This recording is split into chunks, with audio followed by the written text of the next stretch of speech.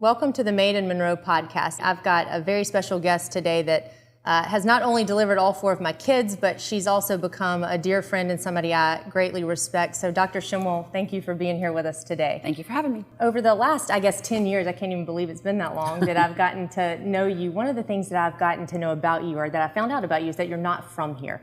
I'm not. So where are you from, first of all, and then how did you end up in Monroe? I was born in New Orleans, but I was really raised in Marksville, Okay. In the middle of Louisiana. And I did medical school and residency in Shreveport, and had a very short stint in Marshall, Texas for about 11 months, and then that was my first big girl job, and I really didn't like the job. The situation was likable, but the situation was complicated. And so just a few weeks into that job, I actually was recruited by good old Dr. Brian to come here. And so it was my second big girl job, and I have made this my home. I mean, I love it here. So when you moved here and initially got here, did you think that you would plant roots here and it would become home? I did. It felt, to me, Monroe feels like a new and improved version of where I grew up, a bigger version of where I grew up. It felt like home pretty quickly. So tell me a little about your story. At the core, who is Dr. Amber Shemwell? What is her story? Oh my.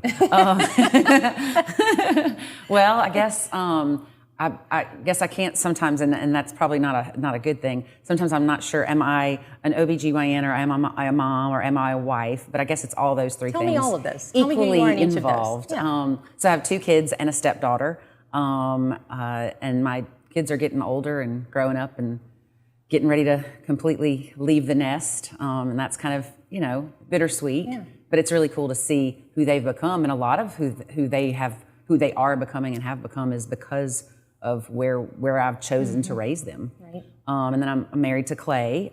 He's a wonderful husband, loves to golf. He was born and raised here. Well, he actually wasn't born here, but he was raised here since he was like 6 or 7. So this is definitely home for him, and it was his mother's hometown. And so that, I think, has enriched my love of Monroe, because I do have family here. Right. And then of course, my job is it takes up the biggest portion of my life, and it probably is a huge part of what defines me. And as an OBGYN, we take care of there's really only a few services for delivery services to have a baby. And so we take care of a pretty big, wide catchment area. I think I've been told, I don't know that this is accurate, but I think it's like 100,000 people that we take care of in our radius around Monroe. So, I've gotten to really know the people in the outlying cities, the little small communities surrounding Monroe. And it's just, I think that's really what makes me love my job so much, is the people I take care of. So if you go anywhere in Monroe, and you ask somebody that's pregnant who's your doctor, about 75% of the time I'm going to hear Dr. Shemwell is my doctor. So you're like the busiest person on the planet, really. It's busy. Did you ever think that your career would be as successful as it is here? No, I did not. And it was funny, when I was my residency graduation ceremony, my attending, the Dr. David Lewis, the guy that ran the program, he would say a cute little quip about everybody. And it was funny, and I think about it all the time, because he said, Amber's going to make somebody a lot of money. And I was like, I guess he knew that I was just going to be super busy. Right. It was just funny, because I think about that all the time. He knew that I was going to be a busy person, and my job really does fulfill me. I think it is. I was put on this earth to be a mom, and put on this earth to be Clay's wife, but a big, huge part of what I think God put me here for is my job. Well, and I think you do such a good job with that, just having been in the room 4 times with you. You've got such a great bedside manner, but also you kind of get to be there when people become moms for the first time. And I mean, what just an amazing thing to be able to do and to be a part of. It's special, and it's such a scary experience for so many people. And so, I mean, most of the time I'm really there to just prevent disaster. Things go pretty smoothly, but it's really cool to be able to try to keep people calm through that situation and help it to be a pleasant experience, because it can be kind of hairy sometimes, Yeah. It is. I'll never forget with Blake the first one. I thought, what have I gotten myself into? Like, this is going to be awful. And she walks in, she's like, yeah, it's time to have a baby. You're like, no big deal. Yeah, and it was really no big deal. So anyways, it's I think you have a fascinating job, and you get to be a voice and an advocate for so many. So has that been a favorite part of yours, in just a way that you've kind of given back to the community that's given a lot to you? I really feel like part of my responsibility is kind of to morph into not only doing my job, but to kind of make it my responsibility to help make our community better and to showcase it. Because with recruiting, like trying to recruit a new doctor to come to town, it's not always easy. And so that's part of where I feel like my responsibility is morphing into. Yeah. So what do the next 10 years look like for you? I guess, I don't see retirement too close in the future. Never. No. Don't retire. Please don't retire. I talk about that all the time. Oh, I'd like to work a little less, but I don't know what I would do with myself. So I do think I'll continue to work for several more years. And then, a large part of, I think, what's going to happen in the next 10 years for me is really just kind of getting to watch my two kids become adults. Yeah. Like, my son is becoming an adult right now. He's flying right now as we speak. I was looking on Life 360, and it says he's going 110 miles an hour. And it's because he's in an airplane. I love that. That's crazy.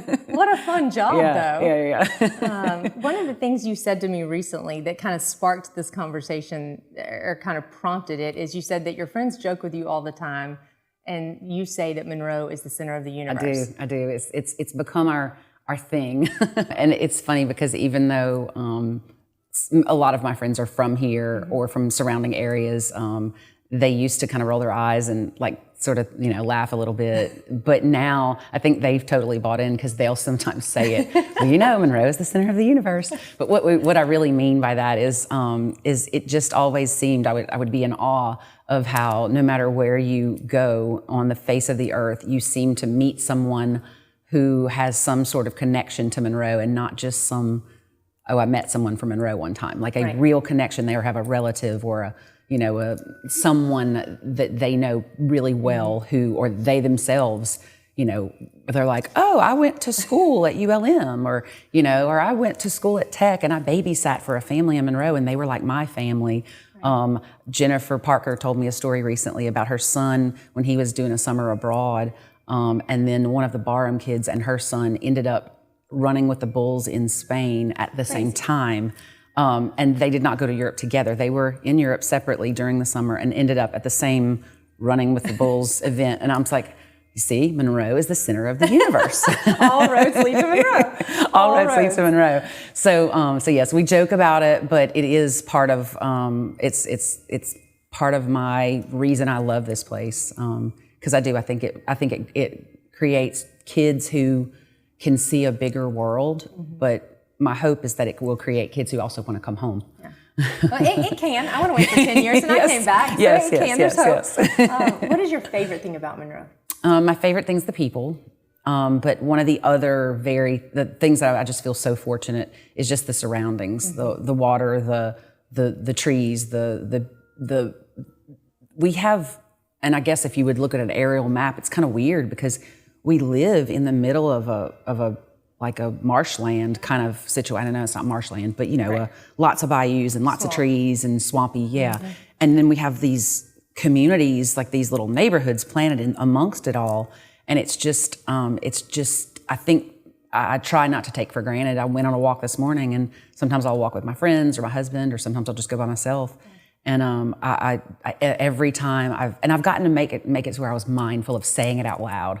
Like, I am so thankful that I get to walk out of my back door and I can go on an hour and a half walk, and I'm amongst the trees and the nature, and it's beautiful, and it's not noisy, and it's quiet, it's peaceful and serene, and it's just it's nourishing to your soul. Right. And I don't have to drive an hour and a half like some people in other communities have to do. I can just walk out of my back door and come back in, take a shower, and go to work. I think we take that for granted so often too. I mean, Monroe's convenient. It's one very of the convenient. things I like about it is Yes. I'm 2 minutes from the grocery store, 2 minutes from my office, Yes. my grandparents' house, my dad's house. I mean, Yes. I'm so close to everything.